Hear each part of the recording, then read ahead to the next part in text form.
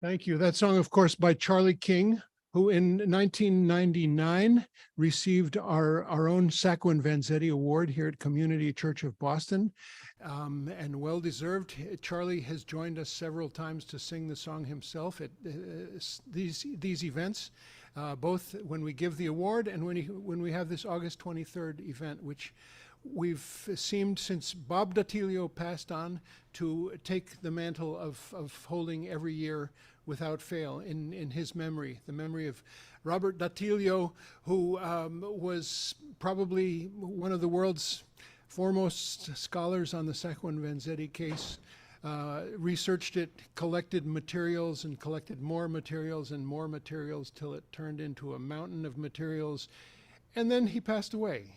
And we now have that mountain of materials, and we devote half of our third floor to that library and that archive, and it's a magnificent thing, mostly because of the work of Jerry Kaplan, who just took on this task in his retirement as just a life's purpose almost. He's in here a lot, volunteering to organize, celebrate, and archive Bob Datilio's collection of Sacco and Vanzetti materials. Please come and we will give you a tour of that library. Bob also left us a huge mountain of books as well that we're slowly sifting through and deciding what we're going to keep and what we're not going to keep. And it's at this point that I have promised that I would take my shirt off. And the reason is because tonight we celebrate a magnificent artist. Her name is Shoshanah Dubiner. And in addition to what we have here, which are drawings from the Sacco and Vanzetti film, she is just a wonderful, whimsical, comedic artist that you must check out. And you can find her online. And you can also go to this website that takes a whole lot of her images and will turn it into a t-shirt or a coffee mug or a shower curtain or a bath mat or whatever you like. They'll do it for you. And it's a magnificent thing. There are loads of really beautiful images, very different from the artwork that's on our walls here, and that will be on our walls for about a month. And we are really just very excited to receive Shoshanah tonight as our gallery display for this Sacco and Vanzetti Memorial event. But first, I want to introduce another friend of Bob Datilio's, and that's how she came to us. And we have just been so blessed to have her as a friend and ally and advisor and scholar on both our materials here and our purpose. Community Church and Sacco and Vanzetti case are intertwined from our very beginnings. 1920 is when the case started, and it's when the church was founded. And you look in our archives, we have a book that has it's a record of every single speaker that has spoken here, 1921 to the present. And the very first entry is Sacco and Vanzetti Supper in 1921 when they started keeping records.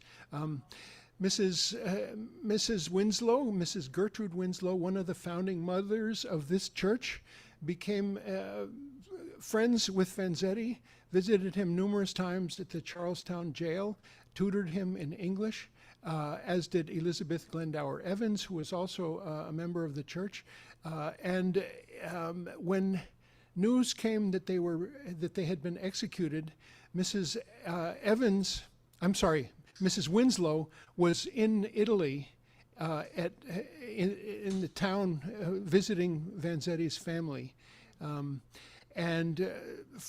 That's where it started, and we continue the tradition with our annual Sacco and Vanzetti Award. You can see a list of some of the honorees. The most recent one last December, it was called the Holy Land Foundation 5, and I'll quickly tell you about them. 5 Palestinian Americans who founded a really successful charity that benefited Palestinian kids in Gaza and the West Bank.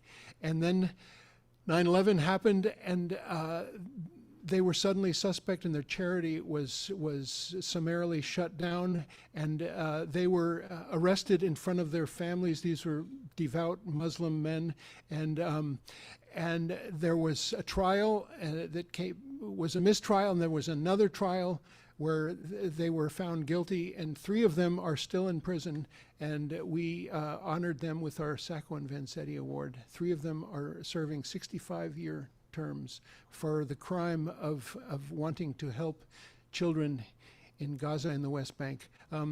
But that's just a little taste of Sacco and Vanzetti Award, and you can look down the list and find a whole lot of our movement's heroes who have suffered so much for what they believed in and for their false accusations against them. And so check out that list. But first, I just want to welcome and introduce Michelle Fazio. Professor Michelle Fazio, just a friend to us. She's going to both introduce Shoshanah as well as give a talk and a PowerPoint presentation. Thank you, Michelle.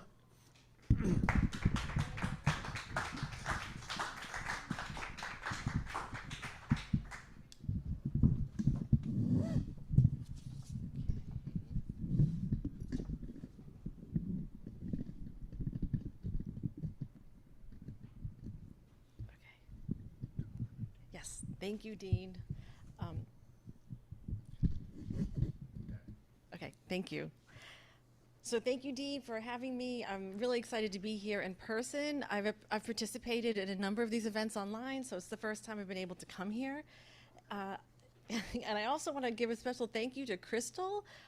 She designed a beautiful poster and is always quietly in the background supporting these events, so I really appreciate her support and work.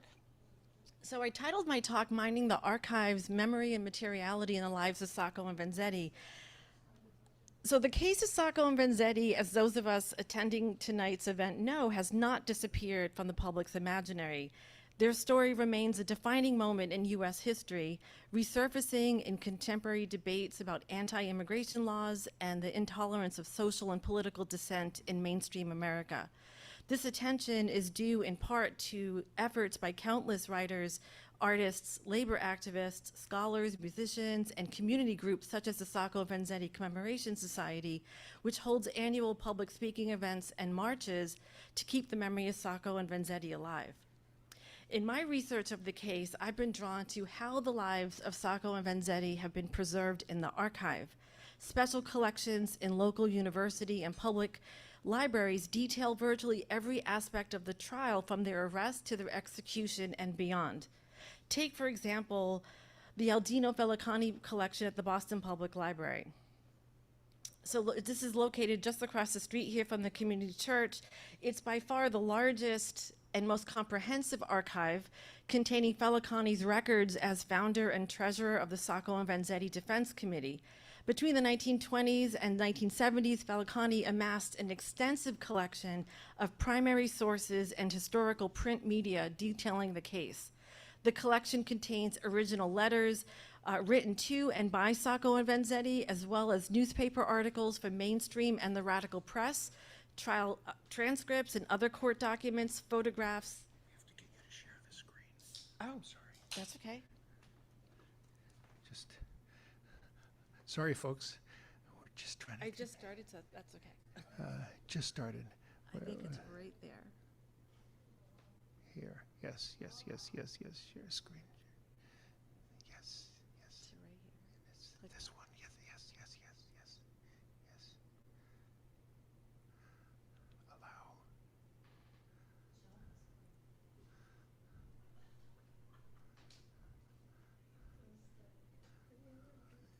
Is this it? Oh, no. Okay. I'm sorry. There it is. There it is. Okay. Okay, So so now hit we make it- slideshow. Slideshow. We apologize. So I hadn't shown anything yet, so it's okay. So they have trial transcripts and other court documents, photographs, maps, and funeral memorabilia, including the death masks of Sacco and Vanzetti. Much of this material is now online. It's been digitized, so if you haven't seen it, you should look at it. It's pretty powerful stuff. And one of the great things about digitizing these archives, it's available for the public. It's not just a special invitation to go there. So one of the most exciting aspects of archival research is that you never know what you're going to find. And with the PDF finding a 221 pages long listing contents of over 70 boxes, I hardly knew where to begin. But the folders marked protest posters caught my attention because of their sheer size. So I'm going to walk you through just a few examples here of the posters that I saw. These are broadsides that were sent to Felicani from all over the world to demonstrate international support for Sacco and Vanzetti. So you see here, this is from the UK, Spain, Sicily, and Ireland. I also wanted to show you what I think is really remarkable is how Felicani managed the defense fund, processing donations and expenditures over the course of 7 years. So here are check registers. These are donations received, but also bound ledgers. And this, to me, this kind of ephemera is so powerful to understand the incredible accounting that took place. They had thousands and thousands of dollars coming in every month. And here we have these printed ledgers that detail income and accounts payable, which I think have not deserved enough attention yet. So I'm hoping to whet people's appetites to look at this stuff. The Harvard Law Library contains complete case files and transcripts, so you can go there and see this. And again, this is getting digitized. Uh-oh, I lost my PowerPoint. Sensitive. Share again. We're finding the screen share doesn't work. Which one is it? Right there. Yeah, it's sensitive. What's that about? Mm-hmm.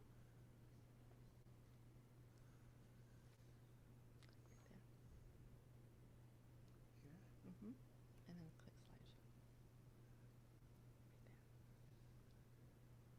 Right there. Thank you.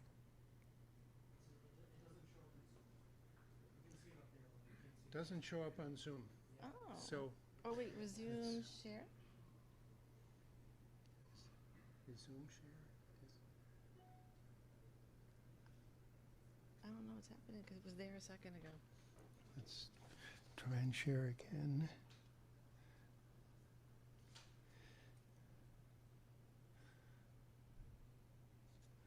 Should be right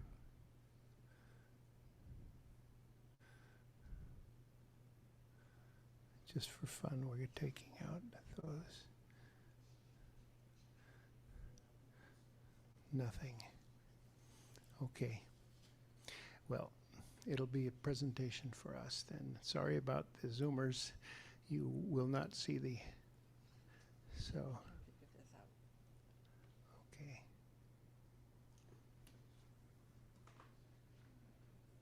Wait, give me a second. I think we can figure this out.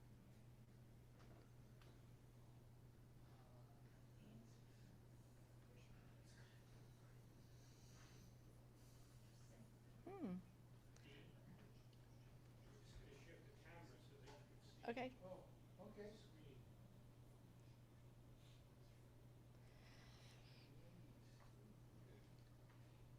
Yeah, so you're, And now I lost my PowerPoint though. I don't know where it went. It was just here.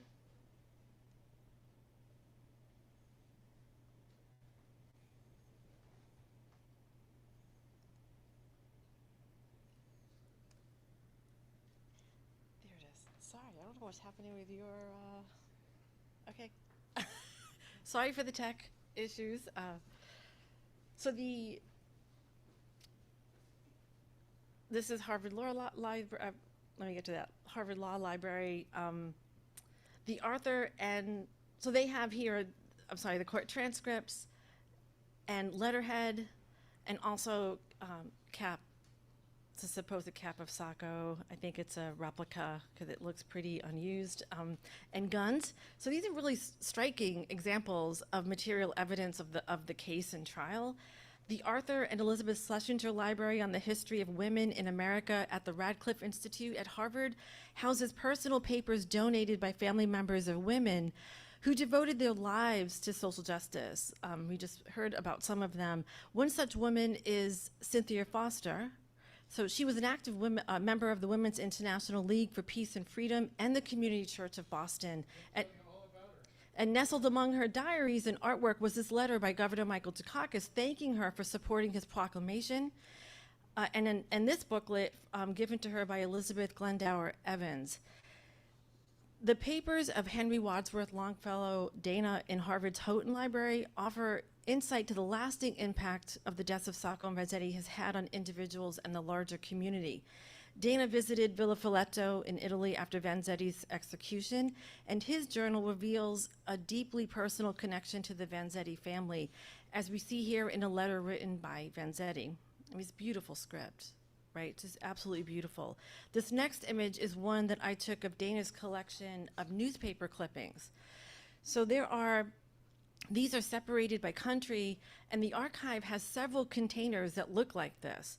And this is a massive treasure trove illustrating the dedication that he had to documenting the 7-year trial across countries and its aftermath. And as you can imagine, look at all of the papers. Jerry knows what I'm talking about. You have to go through these and see like how it's being recorded, and it's all very different. So archives exist to study the past. However, they are not fixed catalogs. Instead, they're always emerging thanks to private collections like Bob DiTilio's, now housed here at the community church. Jerry Kaplan, as Dean has explained, has been doing the incredible work of processing these contents and generously shared with me the following images that he discovered while also adding a few of his, from his own personal archive. So here's some additional protest posters that I've never seen. These are some of these have not been viewed before. So these are protest posters, some in Yiddish. We have concerts that were planned, plays, musical scores, and a special issue here of the Black Rose. I'll show you that. This is an anarchist journal published in Boston. And lastly, we have advertisements for Giuliano Montaldo's film, Sacco and Vanzetti, both in Rome and in Cambridge. So as you can see in my brief overview here, each archive tells its own story, and it's up to us to interpret the holdings. And I want to just mention here, I'm deeply grateful for archivists Kimberly Reynolds at the Boston Public Library and Leslie Schoenfield at Harvard Law Library. They have assisted me over the years in looking at these materials, and I'm just so grateful for them leading me in the right direction, because like I said, it is overwhelming to navigate all of these files. But I also want to just mention, I think a lot about what records might exist in people's homes or in organizations such as the community church. There are many records here that still need to be processed. I know some cataloging has occurred, but what's missing from the Sacco and Vanzetti public record? What archives remain hidden? I believe there's a great deal to be discovered yet, which is why this evening's exhibit is so important. When Shoshanah Dubiner posted on Facebook about her drawings of Montaldo's film, I reached out to her immediately because here was a story about lived experience, a contemporary narrative about why Sacco and Vanzetti continue to matter. Shoshana's collections of sketches, as we see displayed around us, provide a fascinating perspective of life behind the scenes, namely the working lives of actors and costume designers involved in the film's production. Her artistry captured life on the set of what it meant to be involved in dramatizing the story of Sacco and Vanzetti 50 years after their deaths, and her memory of what she witnessed.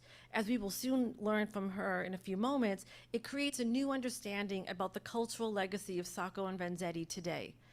I had the pleasure of interviewing Shoshanah earlier this year, and her stories working in Italy and on location in Ireland and Yugoslavia during the film captivated me. The documents and objects in the Boston Public Library and other repositories, Bob DiTilio's collection, and now Shoshana's exhibit are not static, but hold significant meaning that is continuously evolving and being negotiated over time, connecting the past with the present. As we approach the 100th anniversary of Sacco and Vanzetti's execution in the coming years, it is important to acknowledge the complex relationship between history and memory, and whether we can continue to unearth additional archive materials to further the study of labor, working class rights, and social activism in the case that will not die. So that's what I had to just share with you today. But what I wanted to, I also want to take a moment here to introduce Shoshanah. Artist, designer, and educator, Shoshanah Dubiner grew up in San Francisco. She graduated with an MA in comparative literature from Harvard University and an MFA in theater design from Brandeis University. So she's no stranger to Boston. She taught art classes in Rome and the US, received a grant from the Haynes and Friends Foundation, and served as artist in residence for the California Arts Council, California Academy of Sciences in San Francisco. After retiring from a career as in museum exhibit design and graphic design, Shoshanah is now focusing on her own personal artistic vision, biology seen through the lens of metaphor. Her artwork has been commissioned and featured in exhibitions in Oregon, California, Brazil, Spain, and as of today, Massachusetts. She is currently creating a series of pastels in collaboration with photographer and longtime high school friend Dick Blau. And you can learn more about Shoshanah's work at cybermuse.com. I encourage you to look at her website. I've gotten to know Shoshanah personally these past few months preparing for this exhibit, and every single time we talk, I learn something new about her and the people that she's worked with throughout her career. We are so fortunate to have Shoshanah here with us today and tell in her own words what it's like to work on the set of Montaldo's film. So please join me in welcoming Shoshanah Dubiner.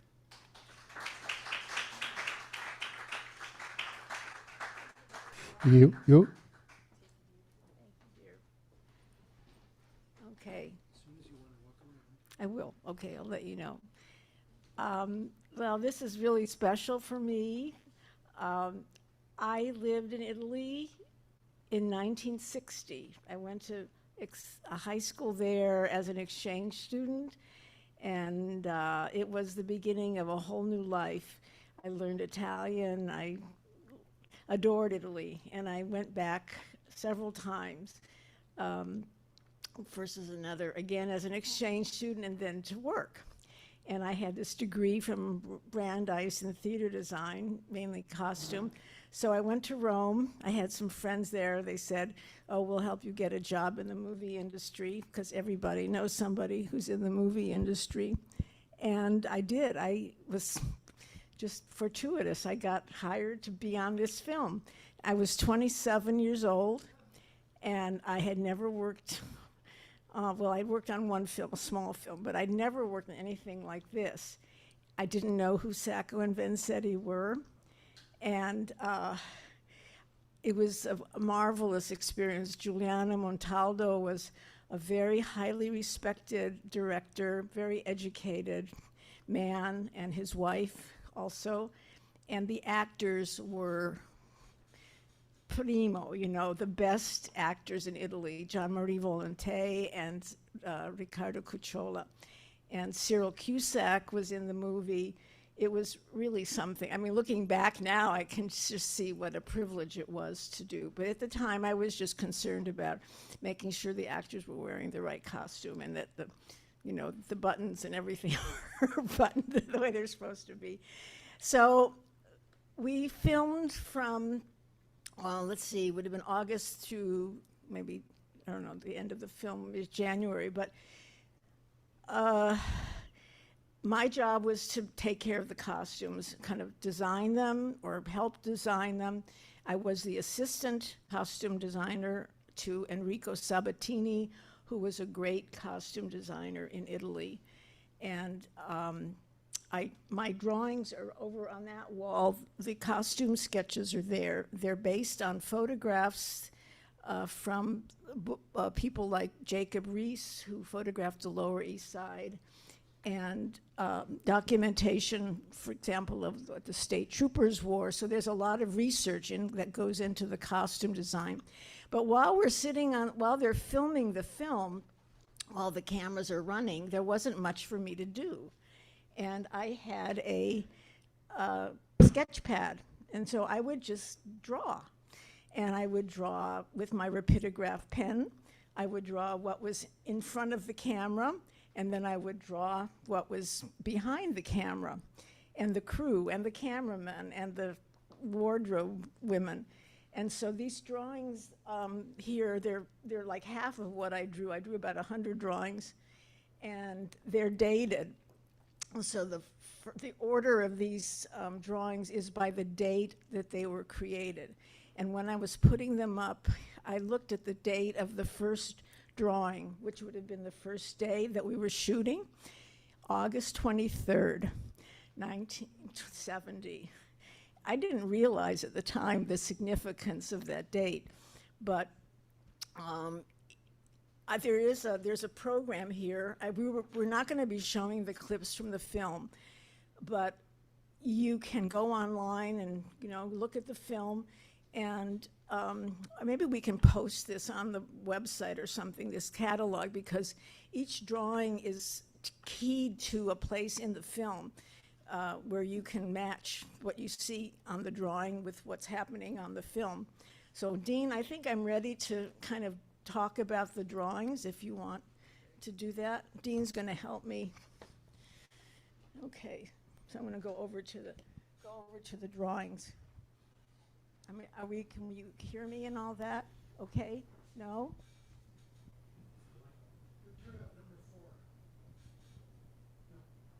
He turns up number 4. Okay? Yeah. Is that okay? Yeah, sounds okay. So over here is where it all starts, and you can, come and look at this afterward. So we're starting with the murder, the robbery and the murder, and the car that drives by, and here's the famous train. What do you call it? The crossing, right? And so here's the car going through the crossing with the gate up, and the gun being pointed, and this is my favorite one, because this is not in the film, but it's looking at the car from the rear going past the gate. And so some of these drawings are what the camera sees. Some of them are my view of what's there in front of me. And so they don't always match what's on the screen. This is going to the Bluebird Inn. And there's one here of the director of photography and Montaldo's wife, Vera Pescarolo, and there's the camera right there. The people on the film, it was my first experience really working with the film crew. And I had gone to Berkeley, Harvard, and Brandeis. And I come to this world of movie makers. And the people who do the work of the grips, the sound, these are not Brandeis, Harvard graduates. And I discovered that they were extremely, this sounds very snobby, they were extremely intelligent and well-informed. These guys really were aware of what was going on in the world. They discussed things. It was very lively, and I had this kind of awakening, almost like, wow, these people are really intelligent.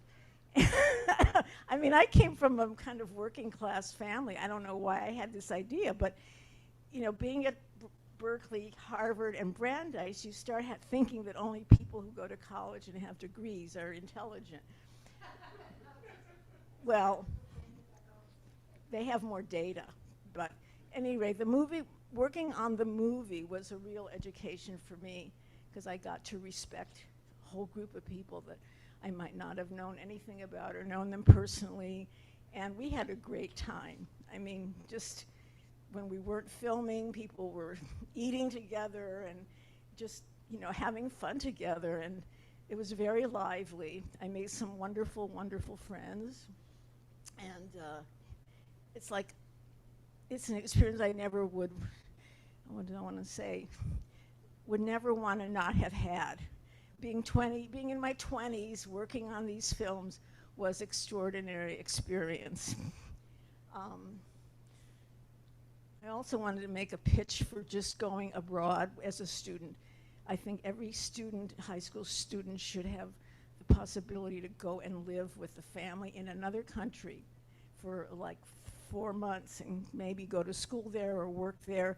It's life-changing, and your whole, understanding of the world by living in another culture and learning another language, it's just opens up the whole world to you. And I wish more kids could do that. I can't imagine what my life would have been if I hadn't gone to Italy as a high school student. Here we are getting into this here is where the two lawyers go to the Morellis and interview him and try to find out, the story about who did the robbery and the murder. So there's a scene in the movie where they show Morelli the photos of Sacco and Vanzetti. It's right here, holding up the photos against the metal screen, and Morelli saying, well, no, it's not those two men, and besides which, you just look at them, they're not murderers. I can tell they're not murderers.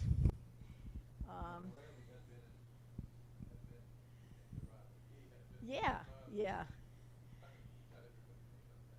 Yes, I'm sorry. So this is a very interesting sequence. In the beginning of the movie, the movie starts off with this raid of the immigrant community, and then it goes to the headquarters of the Workers Association? I forget the title, but they do a raid and they pick up Salcedo, who's one of the leaders, and they take him to the police station and they beat him up and throw him out the window.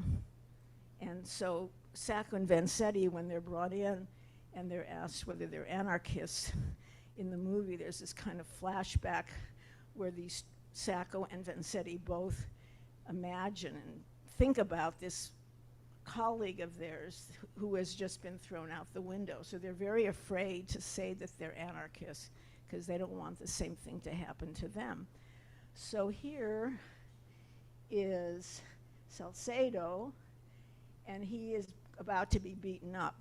This man here is one of the crew. He's, I think, with the camera or the lights. Here is the director of photography holding the camera and photographing Salcedo. And on either side of him are two guys from the crew helping him. And out here, in the black vests, are two policemen. And here they are down here, great big burly guys. And then here they're just sitting around, kind of two like extras or actors, just sitting. And then here is a dummy that I had to create and dress as Salcedo, because this is what gets thrown out of the window. So when you see that scene of this person falling from the 13th floor, it's this dummy dressed up as Salcedo. Then there's scenes from the press conference with the district attorney. No, this is the DA, yeah. And then there's a series of pictures here of a party with wealthy people. I'm not quite sure what this scene was. I thought it was a fundraiser, but here is Katzman and the Attorney General at this party. So I don't know quite how they would be at a fundraiser, but this scene was filmed in Dublin. And the making of the film was in Yugoslavia for a lot of the street scenes and the night scenes, the raids. In Dublin is when Sacco and Vanzetti were being taken to court.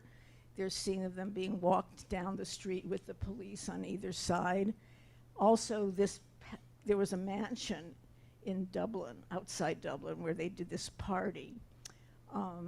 We also filmed most of it. The court scene was all done on a sound stage in Cinecittà in Rome.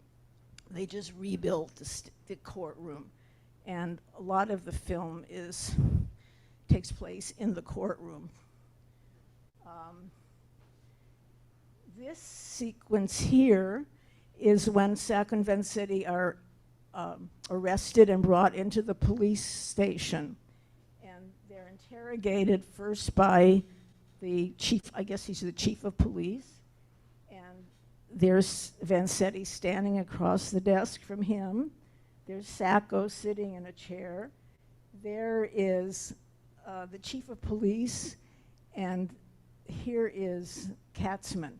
So this is a different scene, because the Katzman doesn't come in till later, maybe a second interrogation.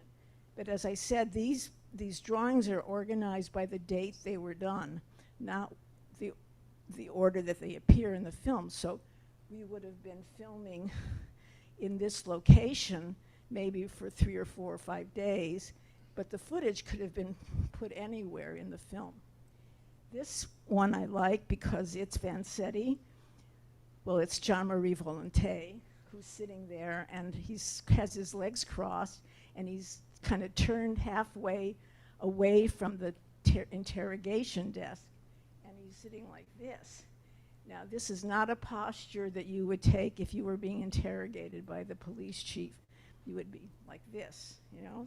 So here he is kind of relaxing with his legs crossed. And there's a scene in the prison. This is the prison that's attached to the police department. Very simple little prison. This prison we filmed this in a real prison in Yugoslavia near Dubrovnik. Very simple, like maybe 1-story, 2-story building. And the security was very low. The crew went in to have lunch at the little restaurant in the town where the prison was, and there were prisoners walking around in their uniform with milk buckets, because they were coming to get milk. I think it was milk for the prison. So they were allowed to go into town as long as they wore their uniforms. People would know that these guys are from the prison. I mean, it was really a trip. So anyway, that's that prison. Then later on, we filmed in Charleston. I believe it was Charleston Prison. There's some scenes in the film where you can see the prison is now Charlestown, sorry. A very large prison with several floors and big metal kind of a cage, and I think where the guards are. But anyway, it's a very large prison and different from this little place here. Yeah, yeah, I think. Although I have a note on one of my drawings, it said this was from Suffolk County Jail. Anybody know? Very well might have been a different prison. Yeah, yeah. Charlestown Prison. Jerry, tell me, when was it torn down and became Bunker Hill Community College? In the 50s? Okay, that was Yeah, but okay. there's Charles Street Jail. You know, Is at the end of Charles Street, and it was a notoriously horrible jail. I was in there many times in my work. It's a hotel now. yeah. I'm sure, I think that's the one you're talking about, Charles Street Jail. you know, it's been 50 years since I worked on this film, and I wasn't writing this down. So all I know is we went to a prison that was a real, like, high security prison, and it was very different from the one in Yugoslavia. And I didn't even go in and hang out all the time when they were shooting. I mean, I might have not even been there except just at the entrance, and then they went off and did the shooting the filming in the cells, and I might not have been there, so I don't remember. Very dank, medieval-looking Yeah, feeling real inside. awful, Horrific. awful place. It was open until the late 80s. Yeah. Okay, so now we're here. All the rest of these images here are from the courtroom. So there's a mixture of a kind of montage of people, the judge, the policeman, the film people, the witnesses. When you see if you take one of those catalogs and you follow the numbering and you watch the film, you will recognize some of the people. Mary Splain, the woman who really kind of made a fool of herself, but she's always wearing this hat, and she's right there, recognizable. And these are the costume, the wardrobe people, the women in the wardrobe, and they're just sitting there waiting to see if they're needed. Above is the consul, the Italian consul, when he's doing his being interrogated. And some more kind of montage. Here's the still photographer, the camera assistant. This woman with the spray can is the hairdresser for the film. There's Sacco with his head in his hands like this, and Katzman standing right next to him. This is a little montage of Katzman, who wore a pinstripe suit, played by Cyril Cusack, who was quite a marvelous actor. And there's Sacco again with Katzman. More montage, and that's kind of there's Virginia. She's the woman that was close to Vanzetti, and there's Sacco, and well, I'm not sure. I know they're in one of these. There they are. There's Vanzetti, and there's Sacco. So then one more. So this is one of maybe a dozen costume sketches. I did these. I used a particular technique, which was to take a plate of glass, put brown and gray ink and paint on it in a very irregular way, so it's just kind of texture. And I would do the drawing on the paper, then I would put the paper down on the glass, let all that ink and paint get absorbed, make a very rough texture, then I'd come back and do the drawing in ink. And so I used the texture of this monoprint to make it all look very gritty, instead of having nice, clean drawings on white paper. So it was a way it gave it some character. And these drawings were used mainly when you go to the costume houses where they have hundreds and hundreds of costumes. You show them what you want, and these were just like reference materials. I don't think we made new clothes for the actors in particular. I don't think we needed to. But again, it's 50 years ago. I don't remember. What? Yeah, so maybe I should just, we have time for some questions? So I guess if you have any questions, to ask, I'll be happy to answer them if I can. How many countries? Okay, it was in the United States, in Massachusetts, Yugoslavia, Italy, and Dublin. I think that was it. Yeah. I can't remember. And you were with the crew for the entire film? Yeah. Which lasted how long? Well, let's see the date on this last one. Okay, so this is December of 1970, and it started in August. So August, September, October, November, 5 months. 5 months I was with them, day and night. some of the scenes, like especially the scenes where where they're rounding up all the immigrants and everything, those were filmed in Yugoslavia, and it was really cold, really, really cold. I remember standing there with this heavy winter coat, and everybody's just cold, and you're up till maybe 3 in the morning filming, and then you kind of catch up on your sleep, and then maybe the next day, or not that next day, but the day after, you're filming in the morning or the afternoon. And so you have to be really able to, deal with time. Because one of my friends said you have to be kind of feral about your sleep. How did I get the job?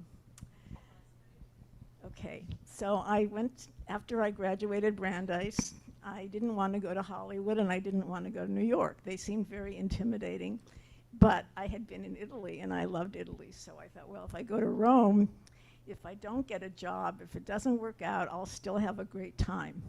So I went to Rome. I had friends there. As I said, they said, we know people in the movie business. So time went by and I introduced myself to some other designers and looked for work, and not much was happening.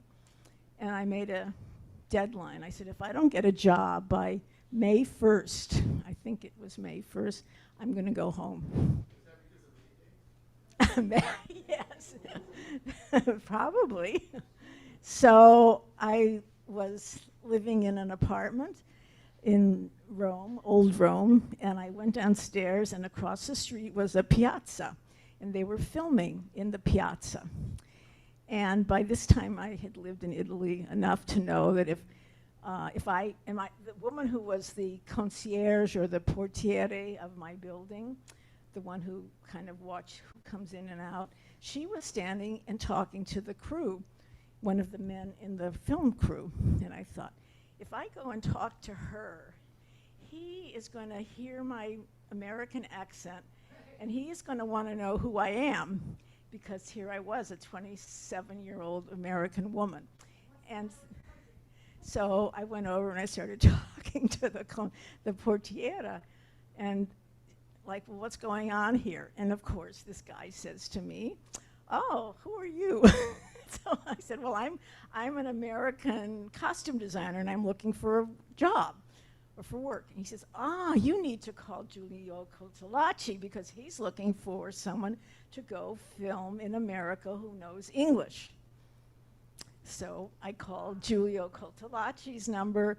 He was a very famous costumer, designer, set designer in Italy. And I talked to his assistant, and they said, well, come over and meet us. So I went to Giuliano Montaldo's home, which was a two-story condominium, a two-story home near Piazza Barberini. Elegant, gorgeous house, very wealthy man, very cultured. He had a library that was so big, and there was a balcony that went around the room onto the second story of the library. And he was very, very elegant. And he looked at my work, and then he told his assistant to call the production house and get me on the film. So that was the first film I worked on, which was kind of a film with Charles Bronson or something. But the second, but then I had already met Giuliano Montaldo, and I had met his assistant, who was Enrico Sabatini.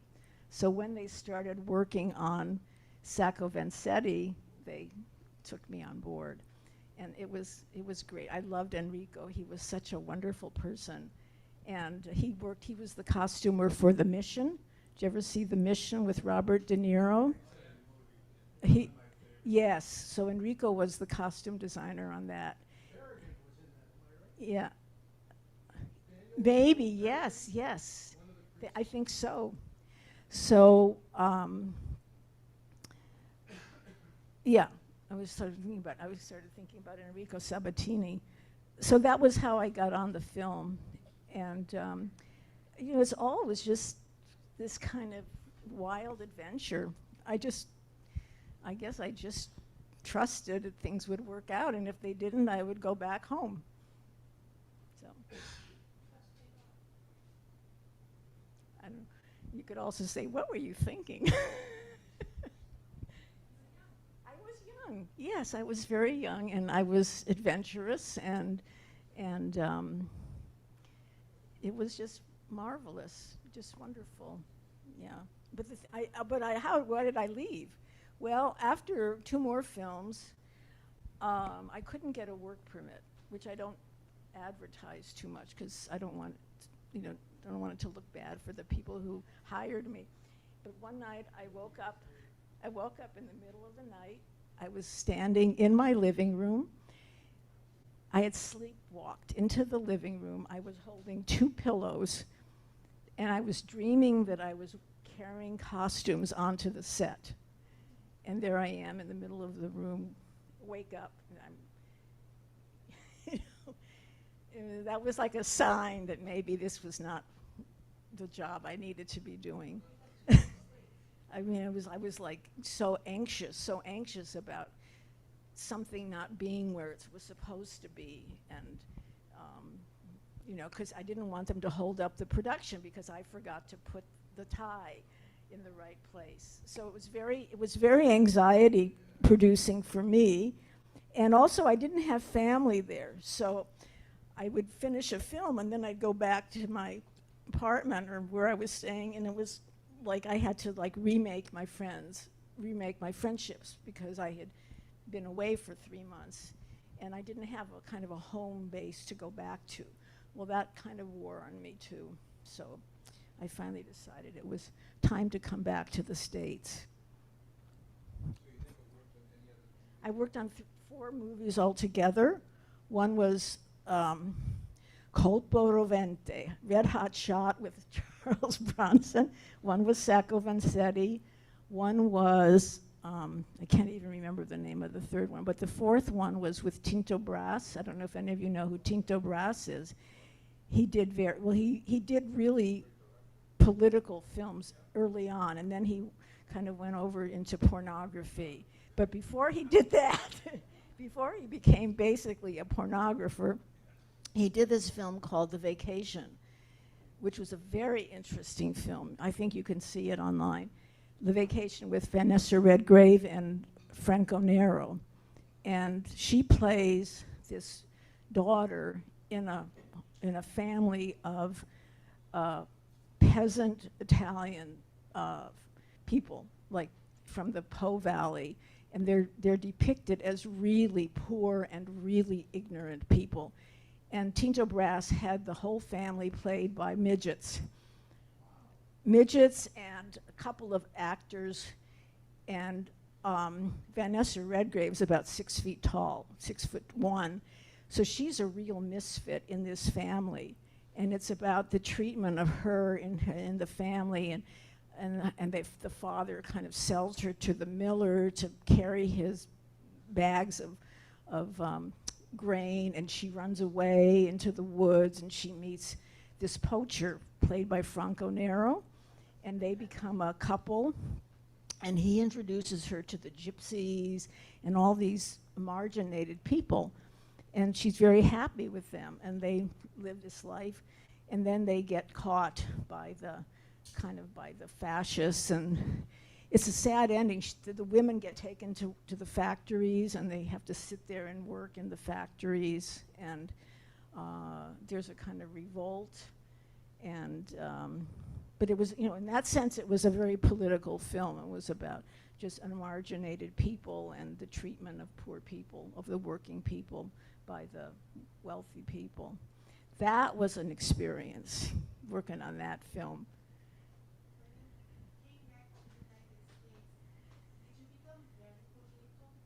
I was very political in Italy. I joined the feminist movement in Italy, and I was very active. That's another story, but I really, when I went to Massachusetts to do this film, I went to the bookstore in Cambridge, and I saw, what was her name? There was Andrea Lords, and there was Betty Friedan, and there was Shulamith Firestone, and started reading these women's feminist books. And I went back to Italy, and I saw an article about the women who were organizing to get the divorce law passed. And so I called the newspaper and said, who are these women? And they turned me on to this group of feminists, including a wonderful American woman who was one of the active people in that group named Julian Travers. And so I started going to the meetings with the women in Rome and these were the consciousness raising meetings and realizing that the personal is political. And we had a marvelous, wonderful, wonderful demonstration in Piazza Navona, which is one of the most touristed piazzas in Rome. We got permission to have a Mother's Day mostra is like a show. It's just like we had things up about women. We had this big kind of circle of metal scaffolding that someone had put up for us, and a big, long panel of burlap, and we had made posters. We had the women, my women's group, we made posters with cutouts from all the magazines that showed the sexism of the advertising world. Women groveling at the feet of men and everything we could think of, and then we would cut out these ads and then we'd comment on them. I remember there was one that was for deodorant, and we wrote, so she smells and he doesn't. It was very feisty. And the morning that the demonstration was supposed to take place, it wasn't a demonstration like people marching down the street. It was just a display. It was a display of feminist stuff. So the morning or the day before it was supposed to happen, I woke up and my floor was covered with water. And all the posters were in my living room. So I scrambled to get the posters off the floor, managed to just get them off the floor and put them on the roof of the building. So they dried out, and then they were put on this burlap, it's kind of not stapled, but attached to the burlap. So we had this wonderful big exhibit of feminist art, and then someone from the communist newspaper gave us photographs of working women in their uniforms, like women who worked in the school, the cafeteria workers, the janitors, the whatever. And so we kind of interspersed these ads with the glamour women, with the real working women. And it was a great success. We had a lot of, there were tons of people in Piazza Navona on Mother's Day, and the men would come up and try to argue with us. Of course, and the women were there with the babies, kind of on the outskirts. They just weren't, what? They weren't used to this. This was 1971, and they just didn't have the training to be very vociferous. And the men would love to argue and debate. So we got, but we did manage to recruit a whole bunch of new women to our consciousness raising group. And that continued even after I left. They continued to, work. And we did get the divorce law passed. And then it was the abortion law next, which I don't think has been contested. It's always something. So anyway, Italy was just, a great highlight of my life. One of them, Michelle. I have a question about the film set again. Can you talk about the atmosphere of people on the set and what the story that was being told? Did you overhear anything, even with Montaldo talking about the politics of Sacco? Yes. What was the talk? What was the atmosphere of the film set, the crew, the discussions? They probably did, and I wasn't aware of really what was happening because I didn't know that much about Sacco. But they all knew about Sacco Vanzetti. And I was going to say this when we watched the film, because there's a clip in the film where Vanzetti is giving his speech. He's already been accused. He's already, I guess, I don't know if they've sentenced him to death, but he has a chance to sort of defend himself.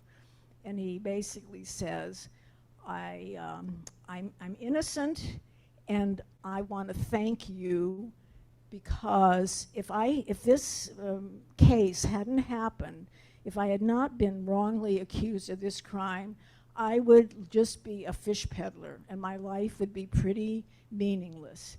And the same for Sacco. But because of this case, I have become this symbol of fighting for justice. And he knew that all these people all over the world were protesting on his behalf. And so he knew that he had become this kind of vehicle for the fight for justice. And he said, that you gave my life meaning. And I thought, and it's like, here's this person who's about to be executed, and he's talking like this. And I didn't do any drawing because we were all crying. The whole crew was just standing there weeping. It was so moving. And Volonté was such a great actor. It's good in the film, but to be there live and hear him give this speech was something else. Of course, but you know what he meant. You know what he meant. Yeah, yeah.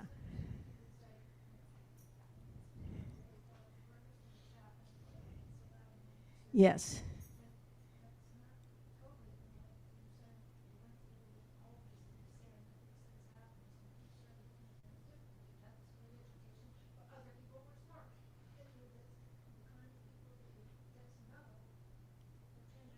Yes, yes.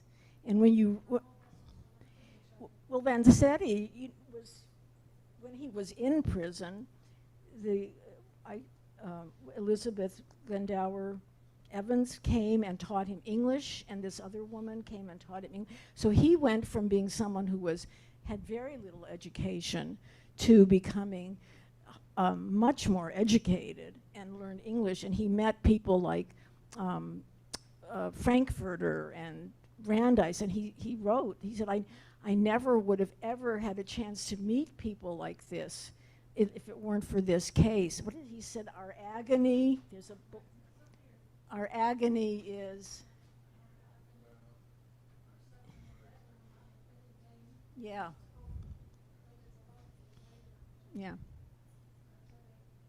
Our suffering and death will not have been in vain. So he took this sort of large view of his life and this whole thing. It's very very eloquent. Yes. Yes. And the film by Peter Miller, is it? He says the same thing, that these two men were not ordinary robbers, or they were not ordinary guys. I mean, they were very eloquent. They were very sophisticated politically. They understood politics. They understood the struggle of the working class and capitalism, and they were like mouthpieces for that. 1970.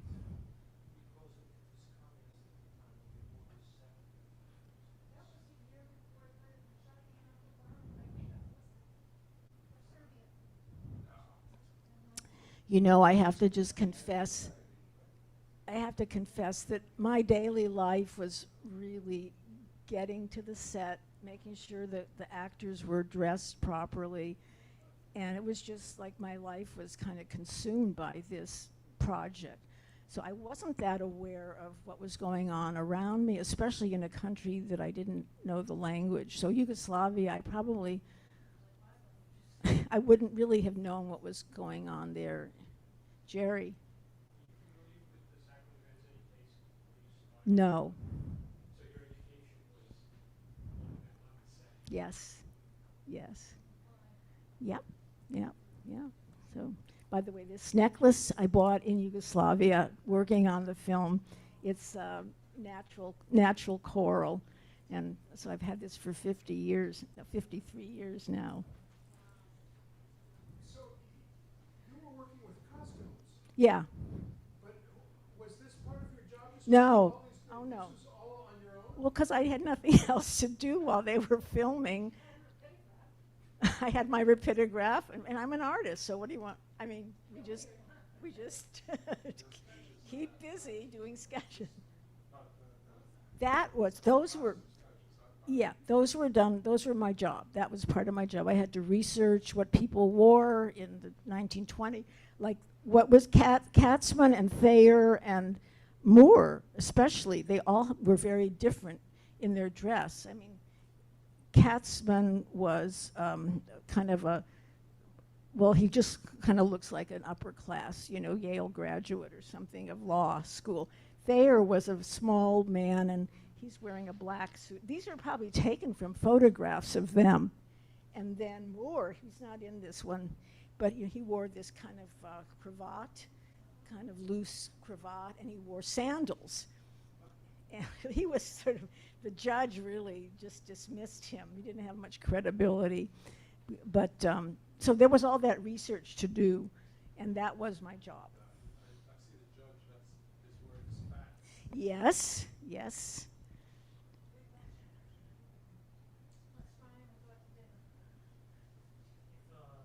If you're explaining Sacco and Vanzetti case to a child who doesn't know anything about it, how would you describe the case and like what lesson can a child take away for the whole life? What's the moral of the story? Okay, well, I don't have any particular authority, I was, oh, I'm sorry. If I were to explain this story to a couple of children, and what would be the moral of the story, what would I give them to take away? So, as I said, I was just the costumer on the thing, but personally, I would just say that there were these two men who were foreigners, and they were accused of a crime that they did not commit, and because they were political radicals and the government didn't want them around, they were not given a fair trial, and they were killed by the state. But there were many, many, many, many people all over the world who fought for their freedom, and that this is still going on. So.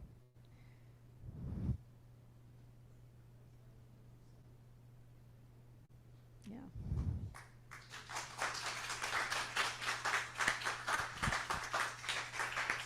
Thank you, Shoshanah. It's been really fun doing this and meeting you and helping mount this exhibition. And thank you, Michelle, for bringing Shoshanah to us. And the drawings will be up for approximately a month or so. No fixed departure date, but come by and see them. Have a close look at them. They're really beautiful drawings of a young Shoshanah Dubiner. And yes, and there is the movie. We're sorry that for copyright reasons, it seems that we couldn't project the movie through Zoom, but it is available. We will make sure that the link is in the chat, or is it already, Amar? And you can also just go to YouTube and put it in, and there's one option that I know is there because I did it last night. You can rent it. I just wanted to cover my bases, and maybe that would be a format that would run on Zoom. So I rented it, but that format would not run either. Amazon Prime has it, and I happen to have a DVD of it that it came from Bob Datilio's collection. Be glad to lend it from Community Church Library. So it's worth viewing or renting or seeing for free. It is available for free on what is it? Some kind of Internet Archive.org or something like that. Okay. at your local library. It's classic old film. So thank you so much, everybody, for being here. Thank you, Luis, for bringing the pupusas for the reception, and everybody who brought food, Amar for doing the tech work. We're sorry we couldn't show the film, but we did see these beautiful drawings and meet and hear from Michelle and Shoshanah. And want to tell you about a couple upcoming things. We have 3 magnificent jazz concerts in September. One at the beginning, one at the middle, and one at the end.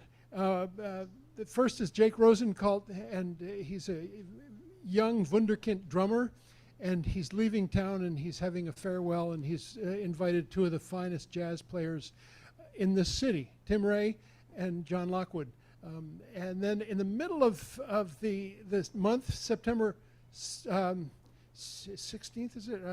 I'm not remembering, but we have it on our poster and online. Jose Soto is a Costa Rican pianist, also a professor at Berkeley, and he ventures into the realm of free jazz. He has an amazing Cuban percussionist named Francisco Melo, and a couple other players as well. At the end of the month is Anastasia Petrova. She's a pianist from Kazakhstan. She's also a Hammond B3 organist, and she's going to give us a solo concert.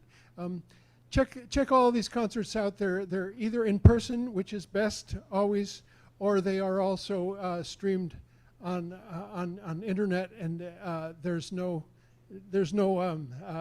blockage of that because it's creators making music right here.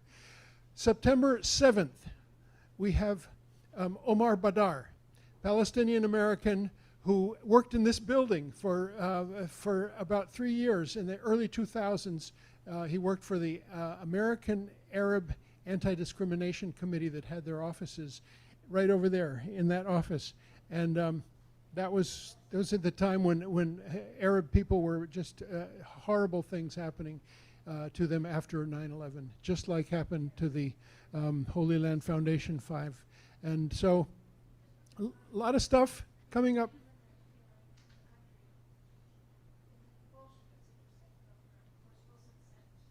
This Sacco and Vanzetti case is so similar to what happened to Holy Land Foundation 5. October, we start our Sundays again. Stay tuned.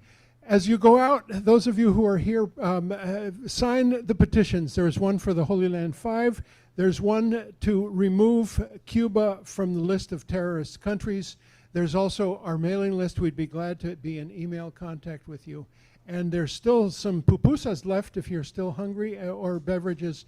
Thank you all for being here. Thanks, and we'll see you again soon at Community Church.